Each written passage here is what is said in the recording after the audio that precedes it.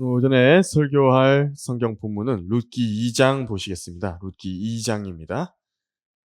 룻기 2장입니다. 룻기 2장. 룻기 2장 1절에서 7절까지 말씀입니다. 2장 전체를 설교할 것인데 2장 1절에서 7절까지 먼저 함께 읽어보도록 하겠습니다. 룻기 2장 1절에서 7절입니다. 나오미에게는 남편의 친척 한 사람이 있었으니 그는 부강한 자요 엘리멜렉 가문으로 그의 이름은 보아스더라. 모압 여인 룻이 나오미에게 말하기를 이제 나로 밭에 가게 하소서. 이제 내가 누구의 목전에 은혜를 얻으면 그의 뒤를 따라 이삭을 줍겠나이다 하니 나오미가 그녀에게 말하기를 내 따라 갈지어다 하더라. 그녀가 가서 이르러 추수꾼들을 따라 밭에서 이삭을 주었는데 우연히 엘리멜렉의 친족인 보아스에게 속한 밭의 한쪽에서 줍게 되었더라. 보라, 보아스가 베들레헴으로부터 와서 추수꾼들에게 말하기를 주께서 너희와 함께 하시기를 원하노라 하니 그들이 그에게 대답하기를 주께서 당신에게 복 주시기를 원하나이다 하더라. 그때 보아스가 추수꾼들을 관장하는 그의 종에게 말하기를 이 사람이 누구의 소녀냐 하니 추수꾼들을 관장하는 그 종이 대답하여 말하기를 모압 땅에서 나오미와 함께 돌아온 모압 소녀이온데 그녀가 말하기를 내가 청하오니 나로 추수꾼들을 따라 단 사이에서 이삭을 줍게 하소서 하였나이다. 그리하여 그녀가 집에서 잠시 쉰 것 말고는 와서 아침부터 지금까지 계속하였나이다 하더라. 오늘 오전 설교의 제목은 징계와 다루심의 목적, 회복이라는 제목으로 설교하겠습니다. 징계와 다루심의 목적, 회복. 하나님의 징계와 하나님의 다루심은 목적이 없는 것이 아닙니다. 결과적으로는 회복을 위한 것입니다. 오늘은 그 내용을 정확하게 보여주는 룻기 2장을 살펴보면서 거기에 있는 교훈을 받을 것인데 제가 먼저 배경을 조금 더 상세하게 알아보면요. 이 룻기의 시대는 재판관기의 때라고 룻기 1장 1절에 나와 있는데 이 재판관들의 시대는 무엇이 강조되는 때냐니까 왕이 없었던 때를 강조합니다. 재판관기 이제 4번이나 끝부분에 강조가 되는 것입니다. 왕이 없었던 때입니다. 그런데 여기 엘리멜렉이라고 나오지 않습니까? 2장에 1절부터 이제 엘리멜렉이 나옵니다. 나오미의 남편인데 그 가문을 지금 다루고 있습니다. 엘리멜렉의 이름의 뜻은 뭐냐니까 그 재판관기에 왕이 없었던 때와는 반대로 엘리멜렉의 이름의 뜻은 하나님은 나의 왕이시다라는 뜻입니다. 아이러니하죠? 왕이 없었던 때에 하나님을 왕의 자리에서 몰아낸 때에 하나님은 나의 왕이시다라고 말하는 가문에서 있었던 일을 지금 룻기에서 다루는 것입니다. 이것은 어떤 모형으로 볼 수 있냐면 하나님을 잊어버린 모든 시대 가운데서 특히 오늘날의 민주주의 사회, 하나님을 그 가운데서 하나님을 믿고 예수 그리스도 우리 주를 통해서 영원한 생명을 얻고 하나님을 신실하게 섬기며 그분을 왕으로 여기는 그런 영적인 가문을 빗대서 보여주는 것입니다. 엘리멜렉 가문이라고 할 수 있는 것입니다. 여러분들은 하나님의 가문에 속해 있는 것입니다. 나오미는 하나님의 법, 그 율법에서 벗어나 모압 땅에서 눌러 앉으려고 했었습니다. 그래서 남편과 아들을 다 잃어버리는 징계를 겪고서 이제 다시 하나님의 땅으로 돌아오게 됩니다. 선택된 백성이 있어야 할 자리로 돌아오게 된 것입니다. 이제 그때에 나오미와 룻이 함께 이스라엘로 들어왔는데 비록 쓰라린 징계를 하나님께서 행하실 때가 있지만 하나님의 자녀들이 다시 하나님께 순종하고 하나님 앞에 겸손해지고 낮아질 때에는 하나님의 선하심을 베푸시고 다시 회복시키신다라는 점을 우리는 룻기를 통해서 확실히 볼 수 있습니다. 룻은 창조주 하나님이신 그 이스라엘의 주 하나님이 어떤 분이신가 그것을 알고 있었고 믿고 있었습니다. 하나님의 채찍과 징계 가운데서도 종국에는 선과 사랑을 베푸시는 분이시다. 이것을 의심하지 않았던 것입니다. 룻이 타국인의 땅에서 아무런 도움이 없을 것 같은 다른 나라의 땅에서 자기 시어머니를 위해 열정적으로 일할 수 있는 힘과 또 마음의 태도가 바로 거기서 나온 것입니다. 하나님을 향한 신뢰, 거기서부터 나온 것이 분명합니다. 하나님의 징계를 받는 사람이 그 훈육에 올바로 반응하는 것이 바로 이런 자세입니다. 제대로 된 자세를 가진 것입니다. 훈육을 받고 또 쓴소리를 듣고 매를 맞았다 할지라도 거기서 낙심해서 주저앉아 있지 않은 것입니다.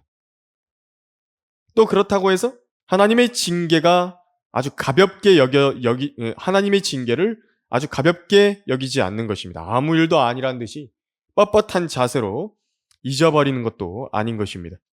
마음은 겸손하게 낮추되 다시 그 자리에서 즉시로 일어나서 자기가 할 일을 가장 작은 일에서부터 하는 것입니다.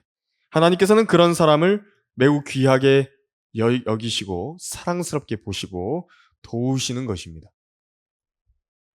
이 모압 여인 룻은 이삭을 줍기 시작합니다. 이삭 줍기가 추수보다 큰 일이겠습니까?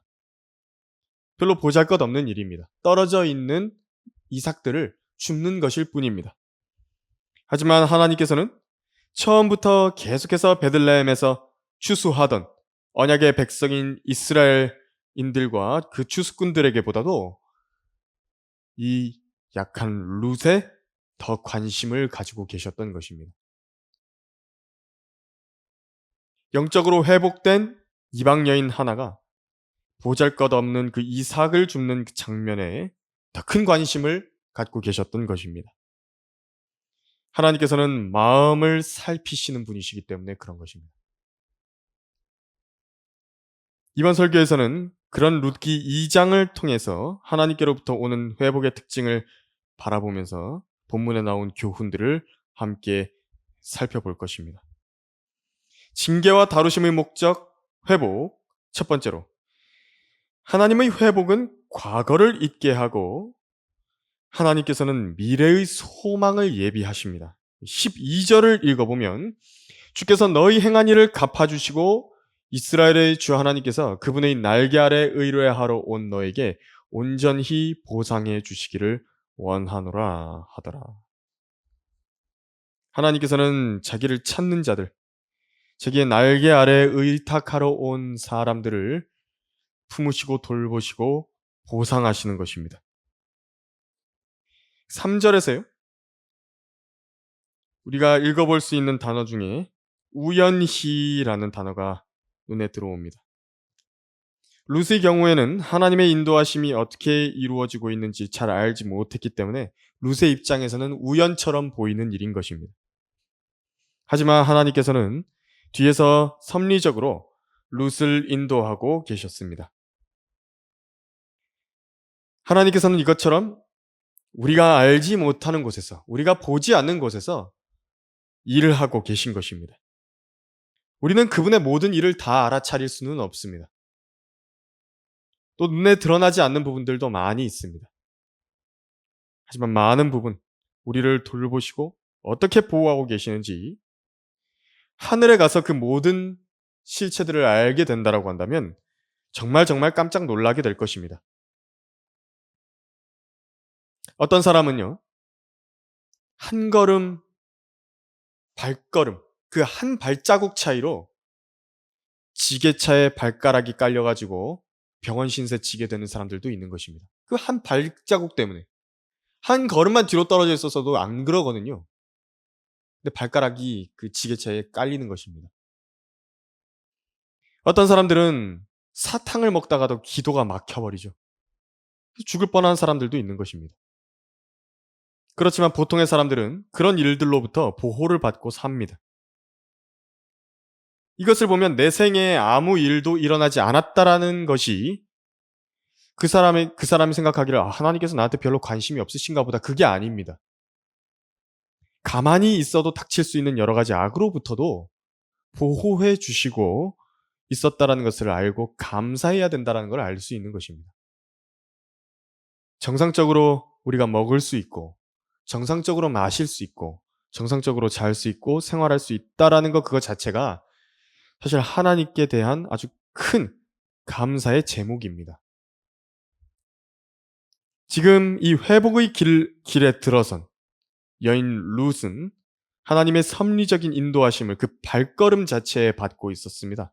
예레미야 10장 23절에서 오 주여 인생의 길이 그 사람 안에 있지 아니함을 내가 아나이다. 그의 걸음을 인도하는 것이 걷는 그 사람 안에 있지 아니하나이다. 이렇게 말씀하신 것입니다. 문자 그대로 하나님께서는 그 걸음걸이 그 자체를 다 인도해 주셨던 것입니다. 그래서 저도요, 예전에 아주 중요한 문제가 있었습니다. 그래서 이제 에, 관련된 이야기를 거리에서 지나가면서 하고 있었는데 제 동행자와 함께 꼭 만나야 되는 사람이 있습니다. 그러니까 그 일을 해결하기 위해서. 그런데 마침 그 이야기를 하고 있었는데 제 동행자와 함께 하나님과 관련된 일이었습니다. 평소에는 계속 만나지 못했던 사람입니다. 그런데 그 이야기를 하고 있는 와중에 길을 같이 걸어가고 있는데 그 사람이랑 눈이 마주친 겁니다. 앞에 그 사람이 있는 겁니다. 그래서 그 순간 감지할 수 있었던 것이 하나님께서 지금 개입하셨구나. 하나님께서 이분을 만나게 하셨구나 하는 것을 감지할 수가 있었던 것입니다. 만약 몇 걸음만 차이 났다고 한번 생각해 보십시오. 그럼 못 마주쳤을 거 아닙니까? 그러니까 그 모든 문제를 푸는 단초가 그 만남의 짧은 순간 또 이제 눈이 마주쳐서 그 이야기에 대해서 이야기를 했거든요. 그 몇 마디 말을 나눔으로써 해결이 된 것입니다. 하지만 우리가요, 이것을 분명히 알아야 됩니다. 제가 이 문제가 어떤 문제였냐면 이제 교회에 복귀하는 문제와 관련한 것이었습니다. 교회에 오랫동안 못 다니고 있었는데 교회에 복귀할 때의 일이었습니다. 그러니까 마음 상태가 올바로 이제 하나님과의 정립이 딱 되고 나니까 하나님께서 이제 인도하시는 겁니다. 하나님과의 관계가 제대로 정상적으로 회복이 되고 난 다음에는 하나님께서 이제 인도하시는 겁니다. 그 사람. 물론 주의할 점이 있습니다. 우리가 여기서 뭐냐면 이런 어떤 기적적인 일이죠. 그런 것이 우리 마음을 흥분시킵니다. 하지만 우리가 매사에 아주 평범한 일들까지도 기적들이 일어나라고 그렇게 생각하면서 그 일들을 의식하면서 살 수는 없습니다. 그러면 스트레스가 너무 심해집니다. 제가 권해드리는 것은 그런 초자연적인 일들에 가까운 기적들을 보기 위해서 온 정신을 쏟고 발끝과 손끝과 주변에서 일어나는 그 일들, 우연치 않게 조성된 모든 환경들에 집중하는 데에 너무 많은 에너지를 쓰지는 마시라는 것입니다. 그렇게 되면 이제 바람이 부는 하나에도 과민하게 신경을 쓰게 되죠. 낙엽 굴러가는 거 하나에도 신경 써야 됩니다. 그런 과민함은 아주 미신적인 사람을 만들 수 있는 것입니다. 만일 정말 필요한 것이라고 한다면요, 하나님께서는 그 순간에 성령 하나님을 통해서 하나님께서 직접 이 상황을 개입하시고 인도하고 계시다라는 것을 내가 알기 싫어도 알려주시기 때문에 걱정하지 않으셔도 됩니다. 정말 우리 마음과 힘을 집중해야 되는 것이 있습니다. 제가 이것을 강조하고 싶기 때문에 이것을 말씀을 드리는 것입니다. 정말 집중하고 힘을 집중해야 되는 것은요, 내가 하나님과 바른 관계 속에 놓여 있냐? 내가 지금 그분의 뜻 안에서 생활하고 있냐? 그것을 점검하는 일입니다. 내게 주신 기본적인 그리스도인으로서의 의무에 충실하고 있느냐? 내가 하나님을 첫째로 사랑하고 있느냐? 하나님께서 보시기에 내 마음에 불손한 것이 있지 않느냐? 내가 믿음 없음으로 하나님을 슬프시게 해드리는 것이 있지 않느냐? 내가 죄를 지은 것이 있지 않느냐? 하나님께 대해서든 교회에 대해서든 다른 성도들에 대해서든 그런 것이 있는가? 그 상태를요, 성경에 비추어서 확인하는 것입니다. 거기에 집중하는 것입니다. 그러면 그 사람의 발걸음을 하나님께서 인도해 주시는 것입니다. 그리고 나중에 탁 돌아보면 하나님께서 그때 그 순간에 이렇게 인도해 주셨구나. 그것을 알게 되는 것입니다. 그리고 룻처럼 내가 그래서 지금 해야 할 일이 무엇이냐? 내가 할 수 있는 아주 작은 일이라도 그것이 무엇이냐? 그것을 주님을 위해서 어떻게 할 것인가? 거기에 집중하는 것입니다. 룻은 그렇게 한 것입니다. 그러면 필요한 순간에 하나님께서는 반드시 룻의 걸음과 같은 인도함을 그분의 뜻대로 인도해 주실 것입니다. 그리고 이제 섭리적인 인도하심 가운데서 우연과 같은 일이 일어나기도 하는 것입니다. 이제 그런 일들이 간증이 되죠. 그 일들이 간증이 된다. 룻은 보아스의 밭에서 이삭을 줍게 되었습니다. 보아스는 이 모압 소녀에 대한 이야기를 전해 듣습니다.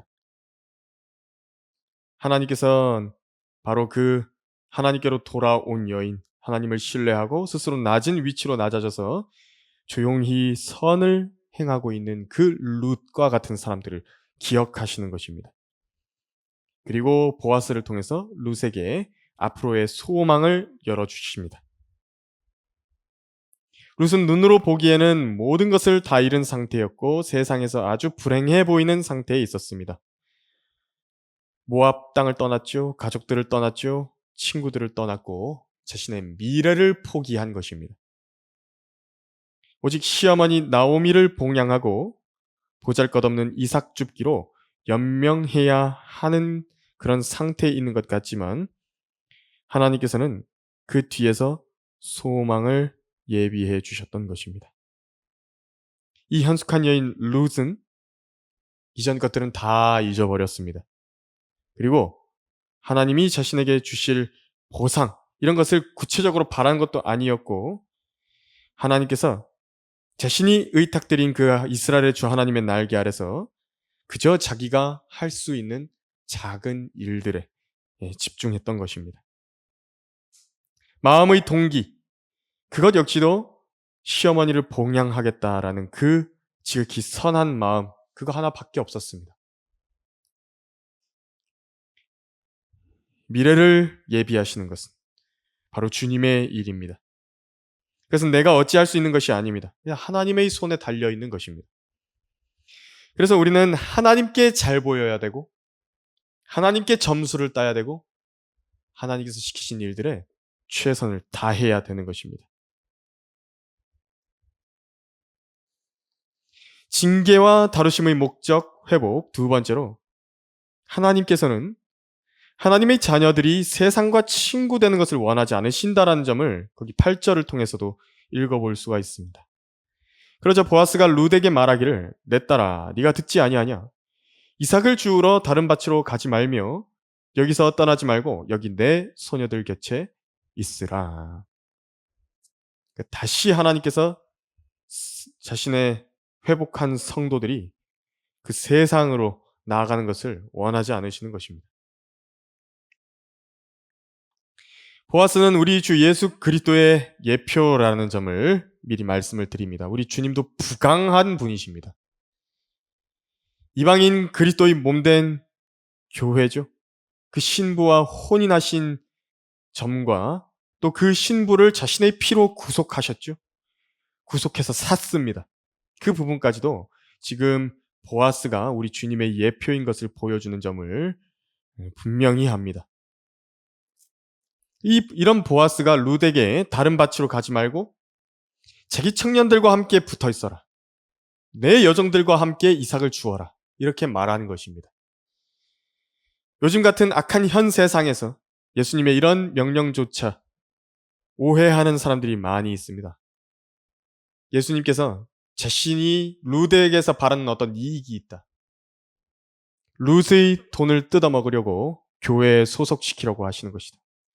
예수님이 자기 밭에서 일을 시키고 자기 이익을 취하기 위해서 주님을 섬기라고 말씀하시는 것이다. 결국 교회 목사가 배를 불릴 것이다. 그런 장사치들의 수작이 바로 내 곁에 붙어 있으라는 말이다. 내 멍에를 매라는 말이다. 라는 식의 그런 의심을 받으시는 것입니다. 예수님이 그런 의심을 받으십니다. 주님은 언제나 그런 의심을 받으셨습니다. 순수한 사랑을 베풀어 주셨고 친절을 베풀어 주셨고 은혜를 베풀어 주셨지만 예수님께서는 의심을 받으신 것입니다. 사람이라면 상처받았겠죠. 사람이라면 다시는 그런 의심을 한 사람에게 선을 베풀어 주고 싶지 않았을 것입니다. 하지만 우리 주님은 다른 분이십니다. 주님은 그러지 않으시는 것입니다. 풍성하게 베풀어 주신 것입니다. 이런 성품을 가지고 있는 사람을 주님을 예표했던 것이 보아스입니다. 이제 룻은 현숙하게도 보아스를 의심하지 않았습니다. 룻이 만약에 그런 의심을 하면서 옆 동네, 앞 동네 여기저기 나가서 더 많은 보수를 줄 어떤 다른 주인들을 찾으러 다녔다라고 한다면, 그 간을 보고 다녔다라고 한다면 룻은 친절을 저버린 사람이 되었을 것입니다. 하나님의 인도하심보다도 세상으로부터 기회를 엿보는 사람이 되는 것입니다. 그 사람이 바로 기회주의자입니다. 잘 될 때는 하나님을 믿는다고요.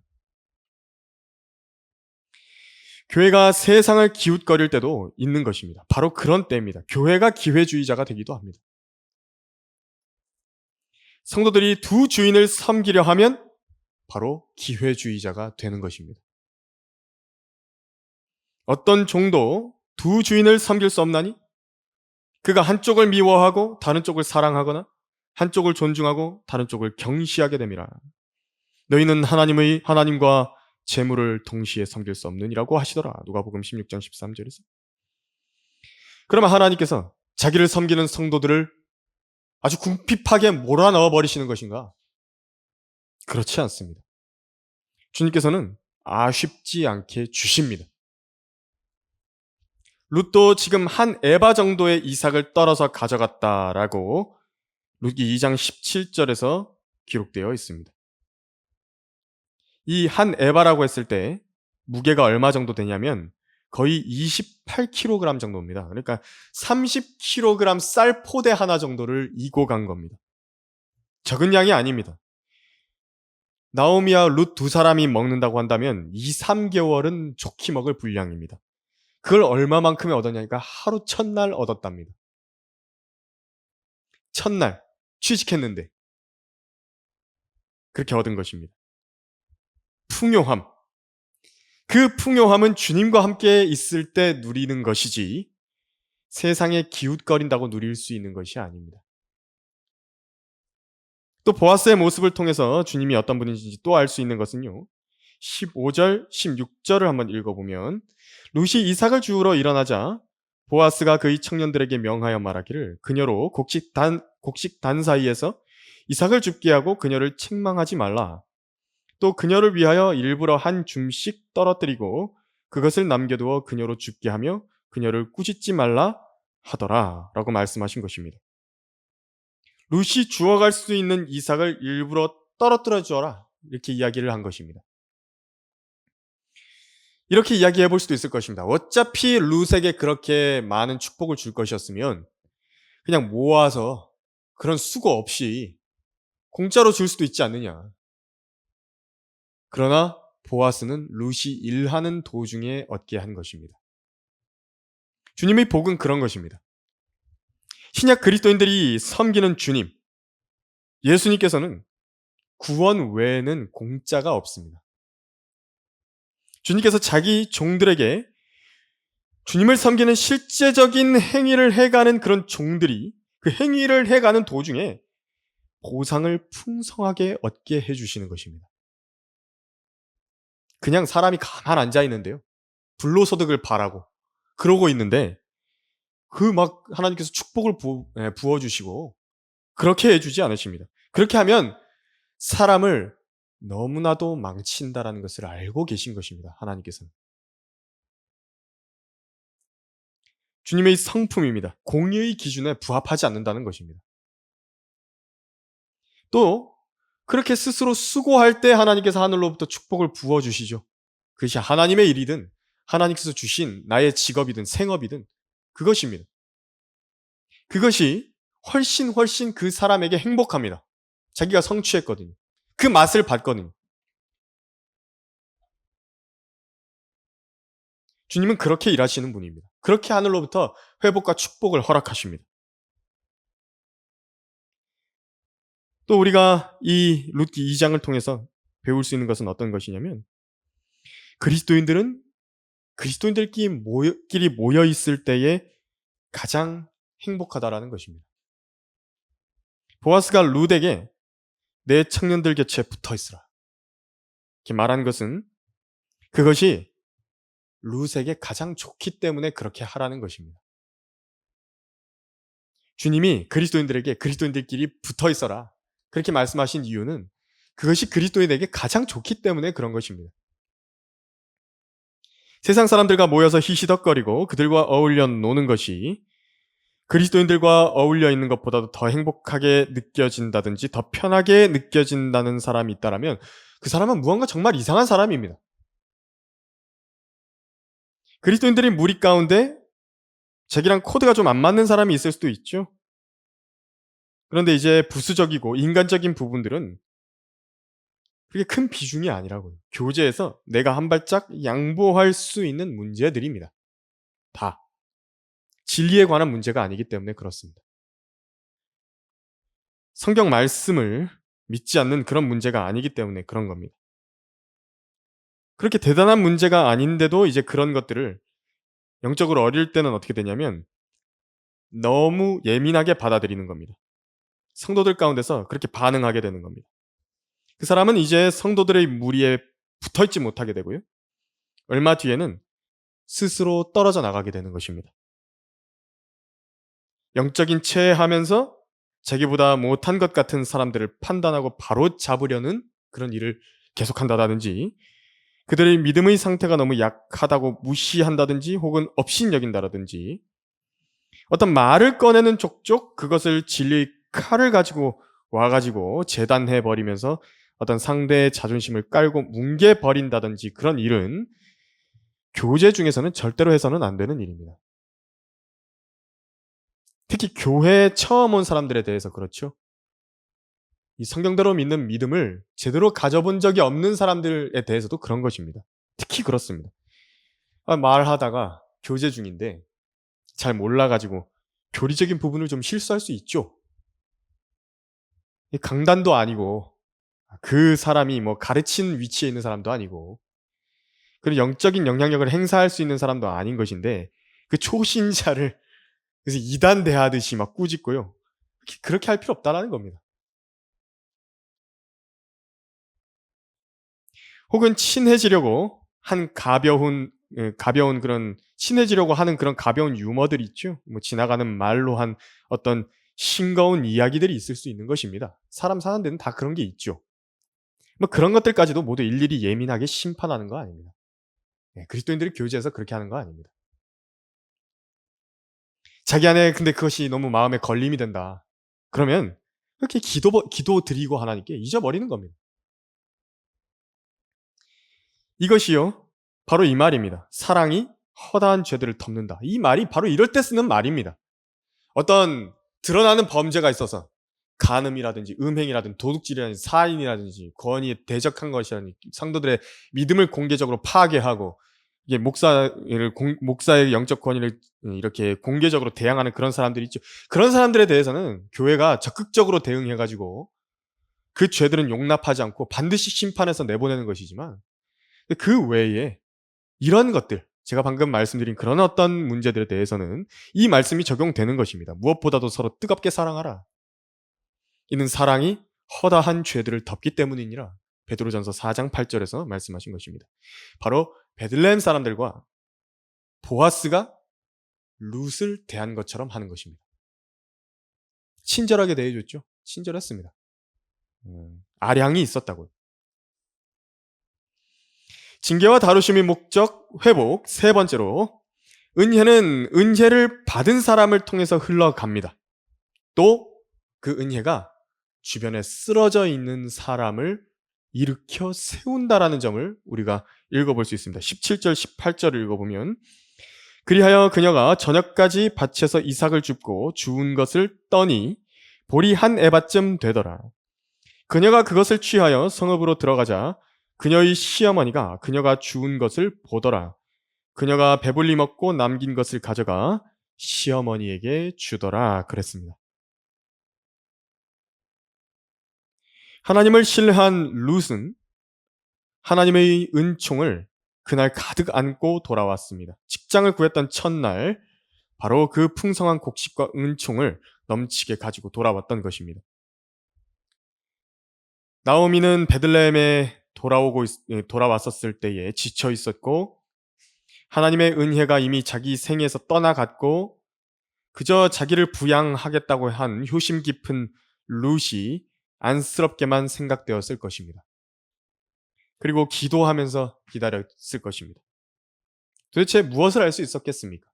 자기들의 처지를 불쌍하게 여겨주시라고 하나님께 간구했을 것입니다. 근데 이제 나오미가 불평 섞인 그런 기도를 하고 있다가 룻이 돌아왔을 때 하나님의 손길을 느꼈던 것입니다. 그 18절의 중간에 보니까 그녀의 시어머니가 그녀가 주운 것을 보더라 그랬어요. 예산일이 아니라는 겁니다. 지금. 눈이 휘둥그레진 것입니다.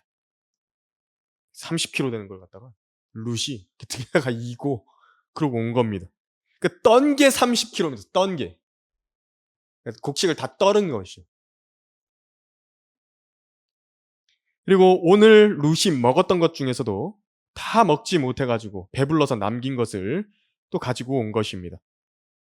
여기서도 이제 성경의 성령 하나님께서 쓰신 표현들이 참 주목해 볼 만한 것입니다. 배불리 먹고 남긴 것을 가져가 시어머니에게 줬다 그랬습니다. 배불리 먹었답니다. 14절 끝에도 뭐라고 나오냐니까 그녀가 배불리 먹고 남겼다 그랬습니다.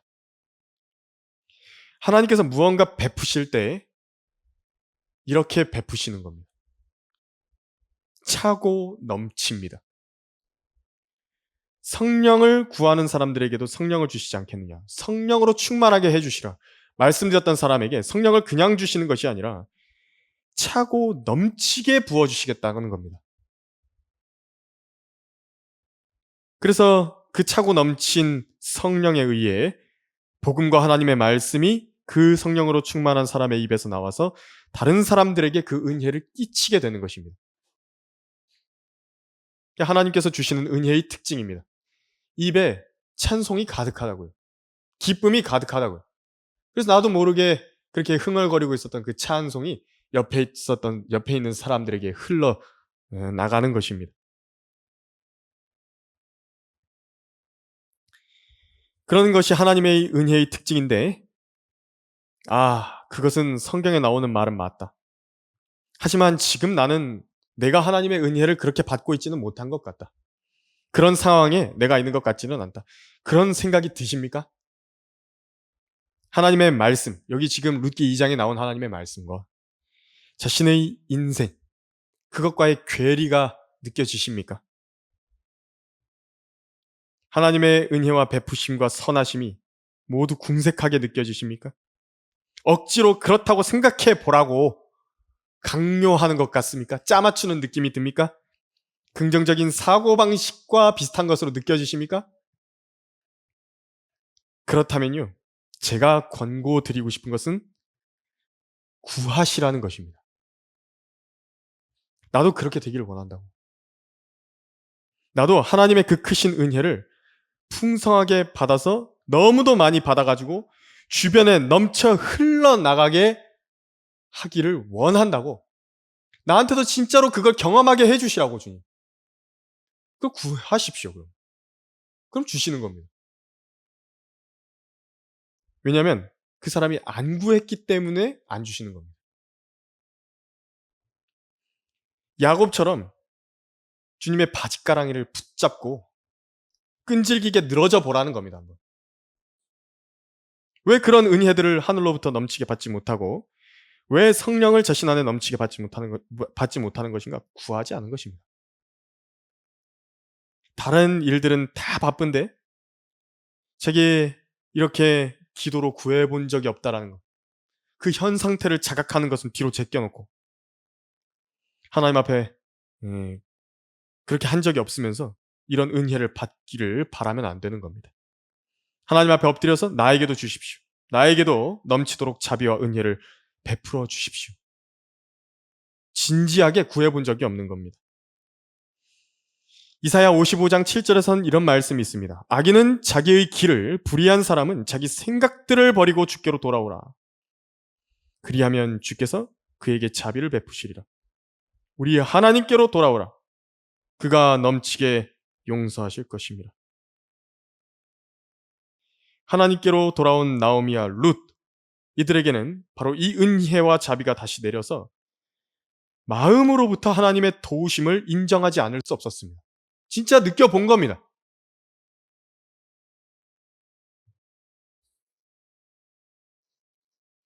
성경에는 구체적으로 나와 있지 않지만 이제 아무도 없이 혼자 일하러 나간 룻을 바라보면서 나오미가 어떻게 기도했을지 한번 생각을 해봅니다. 룻 역시도 베들레헴에 돌아오는 길이라든지 나오미라는 그 시어머니를 부양하는 일에 대해서 하나님께 얼마나 간절하고 진지하게 다가섰을 것인지 그것을 생각해 봅니다. 여러분, 우리 각자에게, 바로 나 자신에겐 그런 시간이 필요합니다. 마음이 너무 아프고요. 화도 나고 불평도 들고 슬픔이 너무 가득 차가지고 이것을 해주시지 않으면 내가 죽을지도 모른다. 그런 간절함으로 주님께 다가서는 일이 필요한 것입니다. 그 시간이. 그런데 그런 기도를 한번 드려본다 해도요. 하나님 앞에 그렇게 매달린다 해도 여러분 몇 시간 매달리는 거 쉬운 일이 아닙니다. 정말 그렇게 매달릴 만큼 하나님께 기도해 본 적이 있느냐?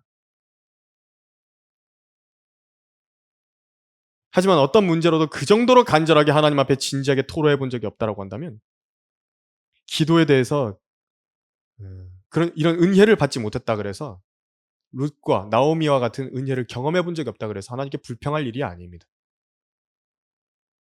저도 분명한 경험은 저도 인생에서 몇 가지 손에 꼽을 수 있거든요. 그게 기도로 그렇게 주님 앞에 진지하게 구하고 간절하게 구했던 것이 몇 가지 있습니다. 손에 꼽았던 것이. 하나님께서 정말 넘치도록 그것에 응답을 해주셨습니다.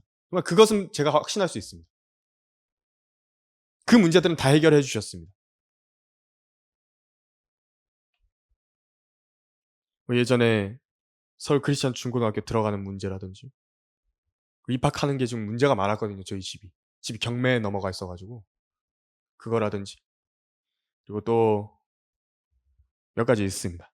이제 교회에 돌아오는 문제라든지 또 저 혼인 문제 관련해서 그리고 혼인한 다음에 산나자매가 몸이 좀 아팠던 적이 있거든요.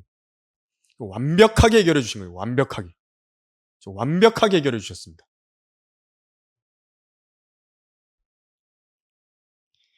여러분도 반드시 해보십시오. 그 정도로 간절한 문제가 있다라고 한다면 하나님께 반드시 하시는 겁니다. 그렇게 이 은혜를 받도록 하나님의 은총을 받도록 하나님의 도우심을 받도록 그것이 이제 룻으로 흘러내려간 겁니다.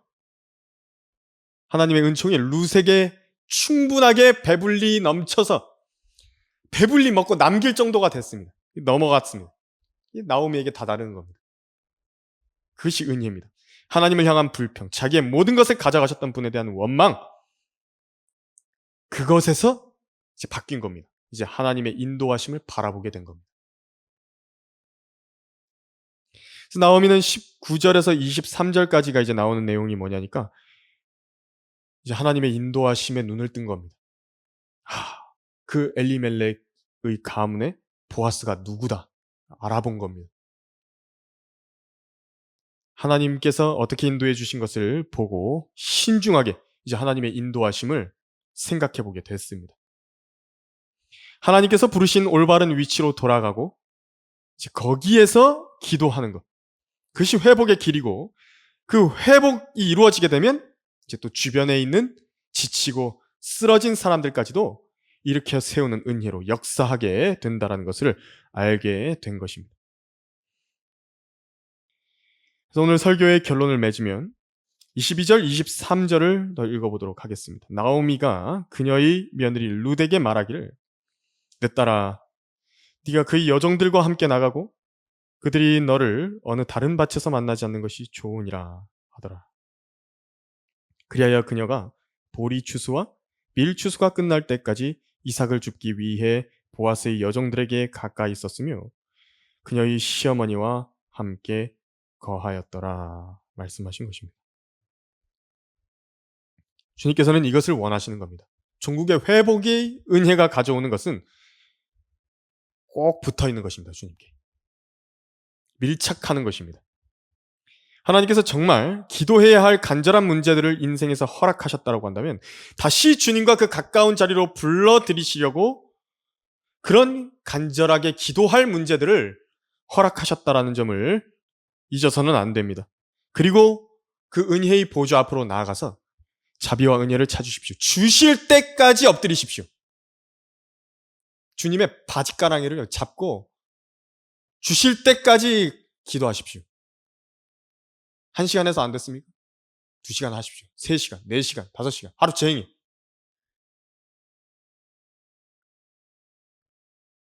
그렇게 한다면 하나님께서 응답하시는 겁니다. 이스라엘의 주 하나님의 날개 아래에 다시 의뢰하십시오. 먼 길을 떠나갔고 오랜 동안 주님의 돌보심을 거절했다 하더라도 징계 가운데서 다시 돌이킬 수 있다는 것을 알아야 됩니다. 그분은 어떤 상황에서도 모든 문제들을 해결하실 수 있는 전능하신 분이십니다.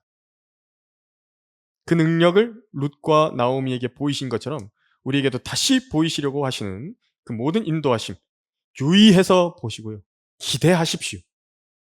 감사하시고 기도하십시오. 이 룻기 2장의 간증은 우리들 자신의 간증이 되어야만 하는 것입니다. 설교를 마치겠습니다.